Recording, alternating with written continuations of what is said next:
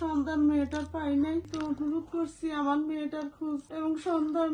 দিন গুনতে গুনতে ৬ মাস পার হয়ে গেল, তবুও আশার আলো নেই, নেই কোনো স্বস্তির খবর। চোখের পানি পর্যন্ত শুকিয়ে আসছে, কিন্তু তিনি এখনো জানেন না তার নারী ছেঁড়া ধন আরাফাত সুলতানা দিনা বেঁচে আছে নাকি অন্ধকার কোনো গহ্বরে তলিয়ে গেছে।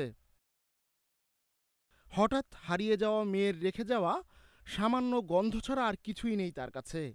নেই কোনো খোঁজ, নেই কোনো সান্ত্বনা। পরিবারের কাছে এসেছে শুধু মিথ্যে প্রতিশ্রুতি, আশ্বাস আর দীর্ঘ নীরবতার বোঝা। আমার মেয়ের বয়স 31 বছর চলতেছে।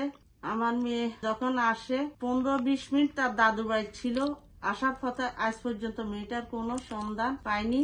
লক্ষ্মীপুর পৌরসভার ২ নম্বর ওয়ার্ডের দস্তগীর আলম চৌধুরীর মেয়ে দিনা থাকতেন ৪ নম্বর ওয়ার্ডের মমতাজ ভিলায় নানার বাড়িতে। ঘটনার দিন তিনি শুধু একটি বোরকা পরে বের হয়েছিলেন বাবার বাড়ি থেকে জমির খতিয়ান আনার জন্য। নিজের ব্যবহৃত এটিএম কার্ড, টাকা সব রেখে গিয়েছিলেন ঘরে। সেদিনের পর আর কখনো ঘরে ফেরা হয়নি তার। আমি অনেক খুঁজলাম, রবিবার সোমবার খোঁজার পরে আমার ছেলে আহমদুল ইসলাম আকাশ সময় টিভি চ্যানেলে আছে, ও বাদী হয়ে সাধারণ ডায়েরি করছে লক্ষ্মীপুর সদর থানায়।